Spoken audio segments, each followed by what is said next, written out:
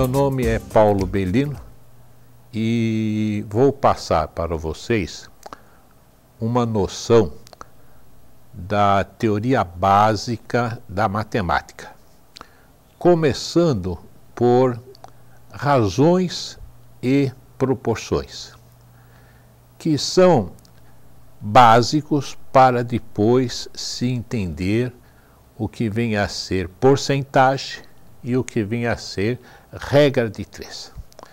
Então, razão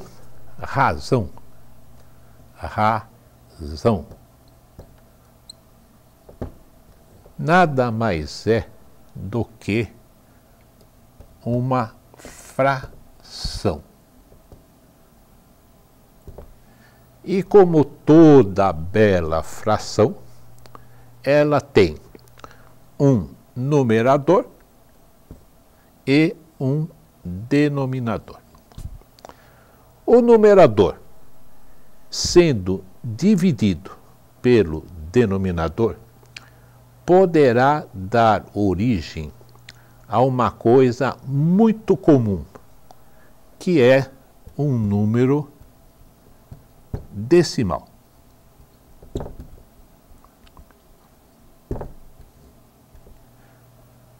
Por exemplo, se eu tiver 1 para 2, lê-se da seguinte maneira: 1 para 2. Isto é a mesma coisa, é igual ao número decimal meio. Esse número decimal meio, ele é usado frequentemente em formulações de remédio, em formulações de produtos químicos. E ele mostra o seguinte: por exemplo, se eu tiver um produto onde eu tenho uma parte do produto para 2 litros de água, isto é a mesma coisa que eu ter duas partes desse produto para quantos litros de água? Para 4 litros de água. Portanto, eu tenho a mesma razão. Que também, estranhamente, eu poderei ter meio litro desse produto para 1 litro de água. A razão é a mesma, não muda, só muda o formato, mas o valor é o mesmo. Se eu pegar meio, 0,5, meio, e transformar numa fração, eu terei 5 sobre 10. Que, simplificando, eu volto a ter a fração ou a razão meio. Isto basicamente é o que se chama de razão. Agora, isto leva automaticamente a uma outra parte da matemática, chamada de proporção. Então, vamos apagar aqui e vamos ver o que vem a ser proporção. A proporção nada mais é, e facilmente entendido, do que a igualdade entre 2 razões. Então, eu tenho proporção,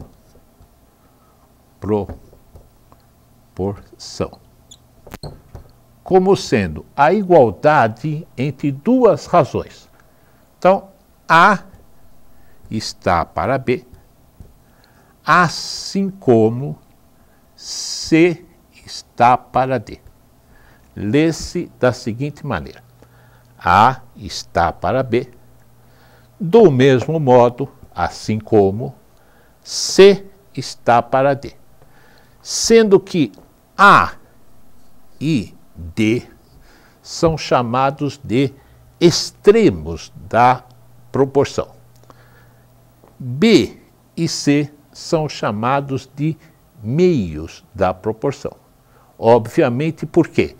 Porque se você começa a ler por aqui e termina aqui, então são extremos. E você passa por aqui e por aqui, então são meios. Por exemplo, se eu tiver 1 para 2, tem que ser igual a 2 para quanto? Para 4. 1 está para 2, do mesmo jeito, assim como 2 estará para 4.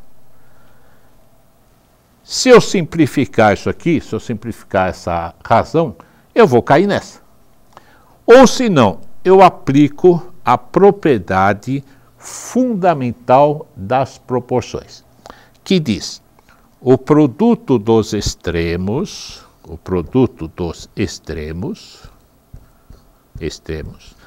tem que ser igual sempre ao produto dos meios. Se não, não é uma proporção. Então aqui eu vou ter 4 e aqui do outro lado vou ter 4. E, portanto, obviamente, 4 é igual a 4. Por exemplo, vou dar um contra-exemplo. Então vamos ver, um contra-exemplo. O que é um contra-exemplo? É um exemplo que não faz jus a essa propriedade. Então, se eu tiver 3 está para 2, assim como 7 está para 4. Obviamente que se eu multiplicar os extremos, eu vou ter 3 vezes 4. E se eu multiplicar os meios, eu vou ter 2 vezes 7. Então aqui eu vou ter 12, e 2 vezes 7, aqui eu vou ter 14. E 12 é completamente diferente de 14. Então não é sempre que vai ser igual. Não é sempre que vai ser igual. Não é sempre que vai ser uma proporção. Só será a proporção se o produto dos extremos for igual ao produto dos meios. Isso me leva à seguinte ideia.